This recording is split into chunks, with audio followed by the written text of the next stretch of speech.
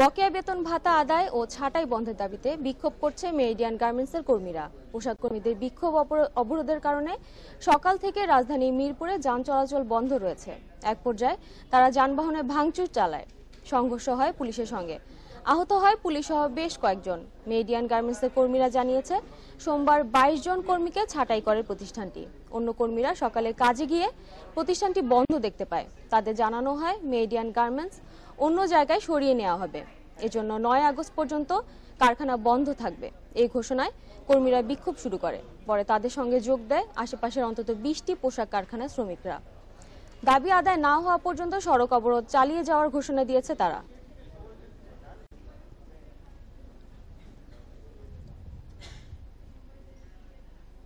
সর্বশেষ খবর জানাতে মিরপুর থেকে সরাসরি যোগ দিচ্ছেন সহকর্মী রুহুল আমিন। রুহুল, সেখানকার পরিস্থিতি এখন কেমন দেখছেন? শ্রমিকদের সঙ্গে আমরা কথা বলে যেটি জানতে পেরেছি যে এই মেরিডিয়ান গার্মেন্টস কারখানাটির বেশ কিছুদিন ধরেই অবস্থা খারাপ এবং সেখানে 2 থেকে 3 মাসের বকেয়া বেতন আমরা শ্রমিকদের কাছে জানতে পেরেছি। তো এই বেতন নিয়ে শ্রমিকদের মধ্যে অসন্তোষ ছিল এবং এরই মধ্যে 20 থেকে 22 জন কর্মীকে ছাঁটাই করা হয়েছে এবং এই বিষয়টি নিয়ে গতকালকে শ্রমিকরা কারখানার মধ্যে মালিকদের বা ব্যবস্থাপনা কমিটির সঙ্গে কথা বলার চেষ্টা করেছে। তো ব্যবস্থাপনা কমিটি তাদেরকে আশ্বাস দিয়েছে যে সমস্যার সমাধান করা হবে, কিন্তু আজকে সকালবেলা শ্রমিকরা কারখানায় এসে দেখেন যে কারখানা 3 দিনের জন্য বন্ধ করে দেওয়া হয়েছে। এরপর শ্রমিকরা রাস্তায় নেমে আসেন এবং সেই শ্রমিকদের সঙ্গে আশপাশের প্রায় 20টি কারখানার শ্রমিকরা যোগ দেন এবং এই পরিস্থিতি বিবেচনা করে, আইন শৃঙ্খলার কথা বিবেচনা করে সব আশপাশের সব কারখানা ছুটি দিয়ে দেওয়া হয়, বন্ধ করে দেওয়া হয়। এবং আপনি জানেন যে এই ঘটনার ঠিক সকাল 10টা এবং এখন পর্যন্ত শ্রমিকরা রাস্তায় রয়েছেন, রাস্তা অবরোধ করে রয়েছেন এবং এই অবরোধের কারণে দুর্ভোগ কিন্তু পথচারীদের দুর্ভোগ, সাধারণ মানুষের দুর্ভোগ চরমে পৌঁছেছে। তবে শ্রমিকরা আমাদেরকে যেটি জানাচ্ছেন যে যেই পর্যন্ত এই সমস্যার সুরাহা না হয়, অর্থাৎ তাদের যে বকেয়া বেতন দেয়া এবং যেসব শ্রমিককে ছাঁটাই করা হয়েছে তাদেরকে, এবং শ্রমিকরা এটি অভিযোগ করছেন যে যেই সব শ্রমিককে ছাঁটাই করা হয়েছে তাদেরকে তারা খুঁজে পাচ্ছেন না বা তাদের খোঁজ তারা পাচ্ছেন না। তো শ্রমিকরা বলছেন যে সেই সব শ্রমিককে তাদের মাঝে ফিরিয়ে দিতে হবে এবং তাদের যে বকেয়া পাওনা রয়েছে সেই পাওনাগুলো তাদেরকে ফেরত দিতে হবে এবং সেই প্রতিশ্রুতি পাওয়া সাপেক্ষে তারা তাদের যেই অবস্থান বা সড়ক অবরোধ করেছেন সেই অবরোধ তারা তুলে নেবেন।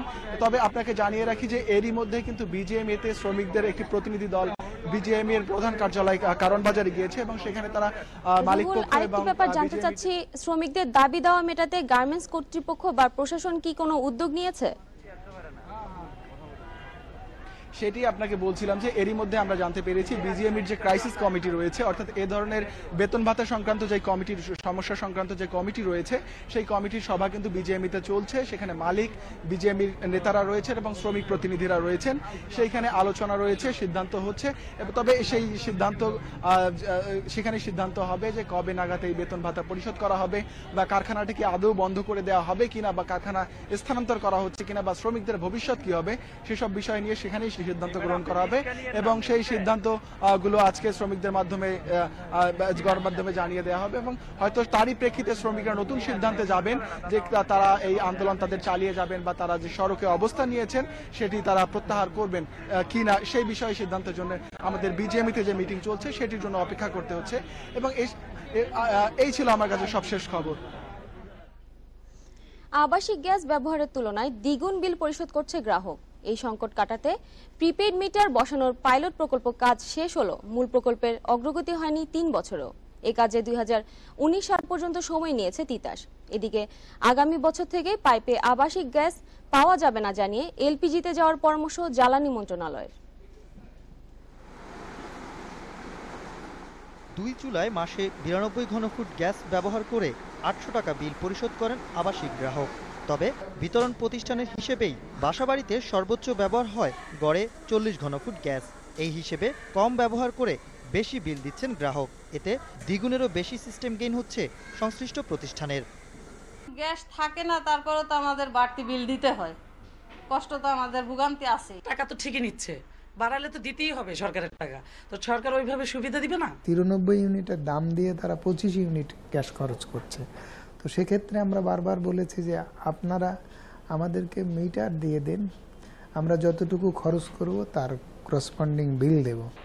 এই সমস্যা থেকে বেরিয়ে আসতে পরীক্ষামূলকভাবে প্রিপেড মিটার ব্যবহার করছেন মোহাম্মদপুরের 4,500 গ্রাহক। বিলও দিচ্ছেন সেই হিসেবে। রাজধানীর 3 এলাকায় পাইলট প্রকল্পের আওতায় তিতাসের প্রিপেড গ্যাস মিটার দেওয়া হয়েছে 15,000। আমার যে মান্থলি খরচ সেটা আমার 500 টাকায় বা তার কমই হয়ে যায়, কারণ আমার 38 থেকে 42 ঘনফুট গ্যাস হলে 1 মাস চলে যায়। কথা ছিল 2018 সালের মধ্যে 2 লাখ গ্রাহককে প্রিপেড মিটার দিবে তিতাস, তবে সেই প্রকল্পও পিছিয়েছে আরও 1 বছর। এটি একটু রিভাইজ হয়েছে, এটা 2018-তে নয়, এটা শুরু হবে আপনার জাস্ট মিটার আসলেই শুরু হবে, এবং এটার এস্টিমেটেড টাইম দেওয়া আছে হলো অক্টোবর 2019 পর্যন্ত। এদিকে আগামী বছর থেকে আবাসিকে পাইপলাইনের গ্যাস পাওয়া যাবে না জানিয়ে এর উপর নির্ভরতা কমানোর পরামর্শ সরকারের। আমরা নিরুৎসাহিত করব। বেশিরভাগ সময় প্রেশার থাকে না আবাসিক খাতে, আর গ্যাসটা আগামী দিনে সবচেয়ে বেশি ব্যবহার করব আমরা কমার্শিয়াল এবং ইন্ডাস্ট্রিতে। তো আবাসিক জায়গার প্ল্যানিংটা ঠিক থাকবে না। ব্যবহারকারীদের বড় অংশই আবাসিক গ্রাহক হলেও মোট গ্যাসের মাত্র 14 ভাগ ব্যবহার করছেন তারা। Ashraf Alam, independent news, Dhaka. খুব শিগগিরই জ্বালানি খাতের মহাপরিকল্পনা পাওয়া যাবে বলে জানিয়েছে বিদ্যুৎ ও জ্বালানি প্রতিমন্ত্রী নসরুল হামিদ। সোমবার রাজধানীর একটি হোটেলে গ্যাস খাতের মহাপরিকল্পনা চূড়ান্ত খসড়ার প্রতিবেদন নিয়ে এই আলোচনায় তিনি কথা জানান। নানা প্রতিবন্ধকতা থাকায় গ্যাস খাতের মহাপরিকল্পনা চুক্তি সইয়ের প্রায় 1.5 বছর পর এই প্রতিবেদন তৈরি করা হয়েছে। প্রায় 2 থেকে 3 বছর পর বৈশ্বিক ও দেশীয় প্রেক্ষাপট বিবেচনায় এটি পর্যালোচনা করে জানান তিনি।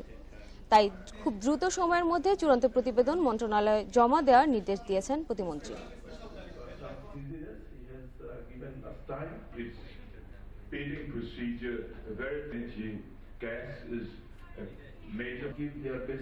আমরা অনেক সময় নিয়েছি, 1.5 বছর প্রায় কন্ট্রাক্ট সাইনিং, যেটা আমাদের জন্য অনেক বড় হয়েছে।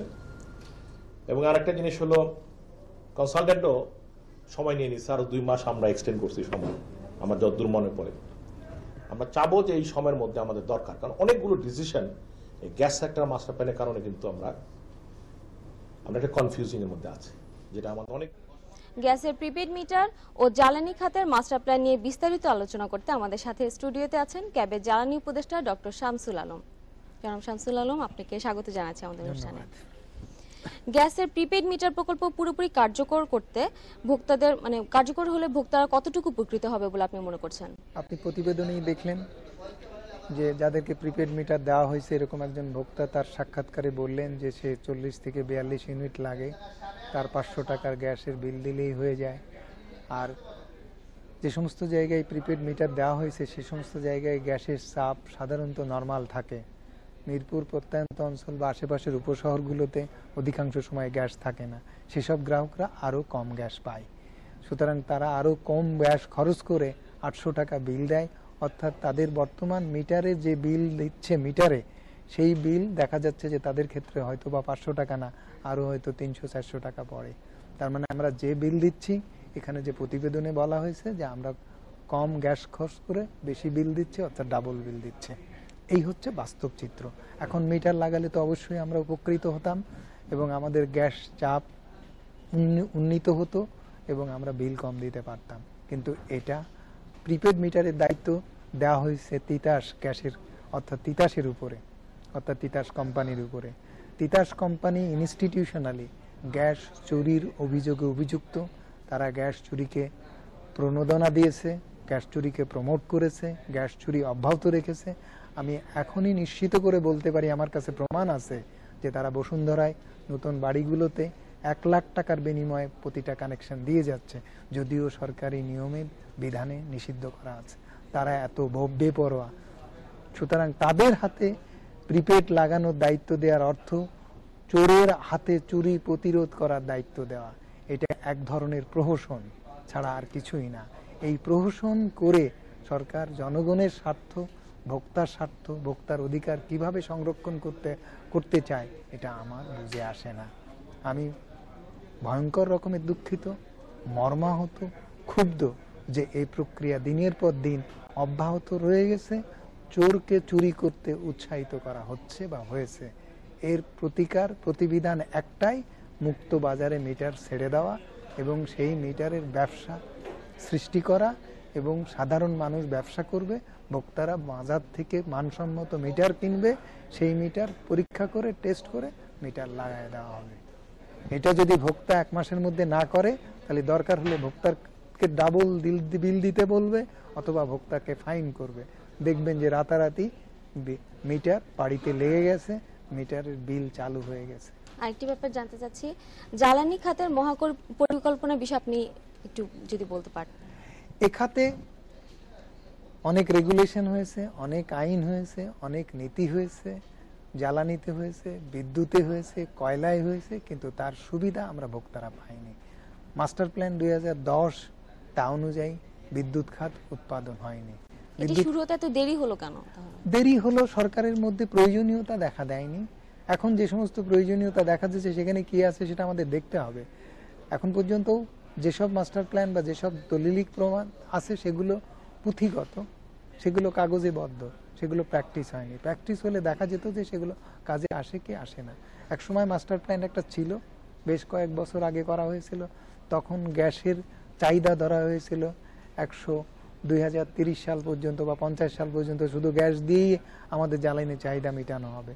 এখন দেখা গেল যে সেই গ্যাসে 2000 সাল বা 2001 সাল পর্যন্ত চালানো যাচ্ছে না। চাহিদা জ্বালানি, সেখানে জ্বালানি মিশ্রণ ঘটানো হবে, মিশ্রণে গুণগত পরিবর্তন ঘটানো হবে। তেলের পরিমাণ বাড়ানোর কথা ছিল না, তেলের পরিমাণ বেড়ে যাচ্ছে। এখন এলএনজি আনা হচ্ছে, গ্যাসের উৎপাদন বাড়ানো হচ্ছে না, মজুদ বাড়ানো হচ্ছে না, অনুসন্ধান বাড়ছে না, অনুসন্ধান হচ্ছে না। এরকম একটা গ্যাস সেক্টর নাজুক অবস্থায় যে মাস্টার প্ল্যান এসছে, সেখানে সরকারের বিনিয়োগ নেই। সরকার ব্যক্তি খাত বিনিয়োগ দিয়ে খাত উন্নয়ন করতে চায়। এরকম কৌশল, এরকম নীতিগত জায়গায় থেকে যে পরিকল্পনা তৈরি হবে, সে পরিকল্পনা কোনো অর্থ হবে বলে আমি মনে করি না। ধন্যবাদ আপনাকে। আপনাকেও ধন্যবাদ। 40 সেকেন্ড একটি বিরতি নিচ্ছি, সাথেই থাকুন। এশিয়া প্যাসিফিক অঞ্চলে কয়েকটি দেশের সাথে বাণিজ্য সহজ করতে কাগজবিহীন বা পেপারলেস বাণিজ্য চুক্তিতে সইয়ের প্রস্তাব অনুমোদন করেছে মন্ত্রিসভা। সোমবার প্রধানমন্ত্রী শেখ হাসিনার সভাপতিত্বে মন্ত্রিসভার বৈঠকে এই অনুমোদন দেওয়া হয়। বৈঠক শেষে মন্ত্রিপরিষদ সচিব মোহাম্মদ শফিউল আলম সাংবাদিকদের জানান, ইউনেস্কেপের 72তম অধিবেশনের সিদ্ধান্ত অনুযায়ী অন্তত 5টি সদস্য দেশ এই চুক্তিতে সই করবে। দেশগুলো সম্মত হলে পেপারলেস ট্রেড চালু হবে। এতে কাজের সুবিধার পাশাপাশি ব্যবসা বাণিজ্যের সময় ও খরচ কমবে বলে জানান মন্ত্রিপরিষদ সচিব। One stop service, single window project বা এই জাতীয় ইজ অফ ডুইং বিজনেস, এগুলো সবগুলোতেই বলছে যে পেপারলেস সিস্টেম হলে কাজের জন্য সুবিধা হবে, সময় বাঁচবে। ব্যাংকে টাকা রেখে কোনো গ্রাহক মারা গেলে নমিনিকে সুদসহ পুরো টাকা দেওয়ার নির্দেশনা দিয়েছে বাংলাদেশ ব্যাংক। রোববার ব্যাংকগুলোকে এই নির্দেশনা দেওয়া হয়। নমিনিকে টাকা দিতে ব্যাংকগুলোর গড়িমসি এবং সুদ না দেওয়ার অভিযোগের প্রেক্ষিতে কেন্দ্রীয় ব্যাংকের এই নির্দেশনা অনুযায়ী সেভিংস অ্যাকাউন্টের ক্ষেত্রে সুদসহ পুরো টাকা পাবে নমিনি, আর ফিক্সড ডিপোজিটের ক্ষেত্রে নমিনিকে চুক্তি অনুযায়ী সুদ আসল দিতে হবে। এফডিআর এর মেয়াদ পূর্ণ হওয়ার পর প্রয়োজনীয় কাগজপত্র জমা দিতে যে সময় লাগবে সে পর্যন্ত সুদসহ পুরো টাকা পরিশোধের কথাও বলা হয়েছে নির্দেশনায়।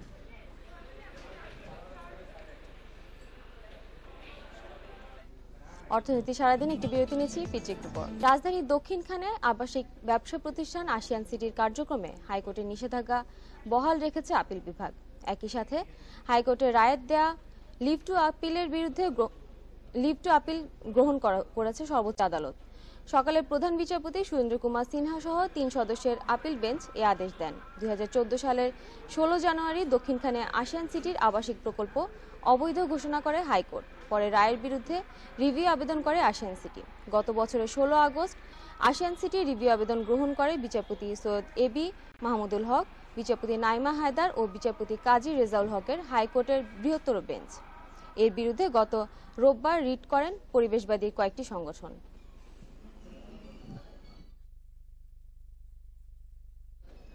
হজ যাত্রী নিয়ে আজ বিমান বাংলাদেশ এয়ারলাইন্সের 5টি ফ্লাইট সৌদি আরব যাচ্ছে। প্রথম ফ্লাইটটি চট্টগ্রাম থেকে সকাল 7:40 ছেড়ে গেছে। 24 জুলাই হজ ফ্লাইট শুরুর পর ভিসা জটিলতা, এজেন্সির গাফিলতি সহ বিভিন্ন কারণে ঠিক সময়ে সৌদি আরব যেতে পারেনি প্রায় 8,500 যাত্রী। তারা আটকে আছেন আশকোনার হজ ক্যাম্পে। আর যাত্রী সংকটে বাতিল হয়েছে 20টি ফ্লাইট। প্রশাসন জানিয়েছে এ পর্যন্ত বিমানের 59টি ফ্লাইটে জেদ্দা পৌঁছেছে 41,000 হজযাত্রী। নতুন করে ভিসা হাতে পেয়েছে আরও 25,000।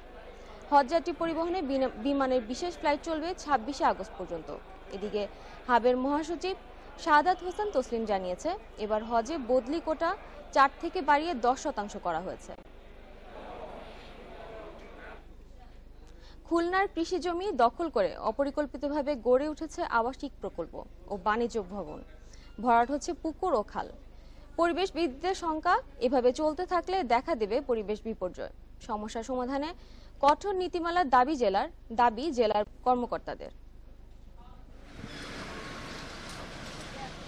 শহরতলির 0 পয়েন্ট, বটিয়াঘাটা ও ডুমুরিয়া উপজেলায় কয়েক বছর আগেও ছিল বিপুল পরিমাণ কৃষি জমি, আবাদ হতো বিভিন্ন শাকসবজি, ছিল শতাধিক খাল ও জলাশয়। গেল কয়েক বছরে এইসব কৃষি জমিতে গড়ে উঠেছে 30টিরও বেশি অপরিকল্পিত আবাসন প্রকল্প। মৃত্তিকা সম্পদ উন্নয়ন ইনস্টিটিউটের সর্বশেষ জরিপ অনুযায়ী খুলনায় প্রতি বছর 2831 হেক্টর করে কৃষি জমি কমছে। পরিবেশবিদরা বলছেন, এভাবে চলতে থাকলে নষ্ট হবে প্রাকৃতিক ভারসাম্য। ঠিক ক্ষুদ্র অনুবীক্ষণ প্রাণী থেকে শুরু করে চোখে দেখা যায় এরকম বড় প্রাণী এবং ইনক্লুডিং মানুষসহ প্রত্যেকের মধ্যেই কিন্তু এক ধরনের এর প্রতিক্রিয়া বহমান থাকবে। কৃষি জমি দখল করে অপরিকল্পিত নগরায়ন ঠেকাতে কঠোর নীতিমালার দাবি জেলার কৃষি কর্মকর্তাদের। ভালো স্পষ্ট এবং কঠোর নীতিমালা থাকা দরকার, যাতে আমাদের জমি ভবিষ্যতের জন্য লোক সংখ্যা বৃদ্ধি পাচ্ছে ধীরে ধীরে আমাদের কৃষি জমি যদি এইভাবে কমতে থাকে তা আলটিমেট একসময় আমাদের হুমকির কারণ হয়ে দাঁড়াবে। খুলনায় অপরিকল্পিতভাবে গড়ে ওঠা আবাসন প্রতিষ্ঠানগুলোর মধ্যে অনুমোদন রয়েছে মাত্র 2টি। অনুমোদনহীন আবাসন প্রকল্প মালিকদের বিরুদ্ধে দ্রুত ব্যবস্থা নেওয়ার আশ্বাস খুলনা উন্নয়ন কর্তৃপক্ষের। আমরা আবার একটা লিস্ট সম্প্রতি করেছি, এই লিস্ট নিয়ে আমরা আবার তাদেরকে আইনের আওতায় আনার জন্য খুব শীঘ্রই আমরা পদক্ষেপ নিব। আমাদেরও পরিকল্পনা আছে, আমরাও এখন থেকে আবাসন প্রকল্প থেকে আমরা ফ্ল্যাট প্রকল্পের কথা চিন্তা করছি। সরকারি হিসেব মতে দখলের কারণে গত 20 বছরে খুলনায় কৃষি জমির পরিমাণ কমেছে 10,000 হেক্টর। Independent news desk. শেষ করার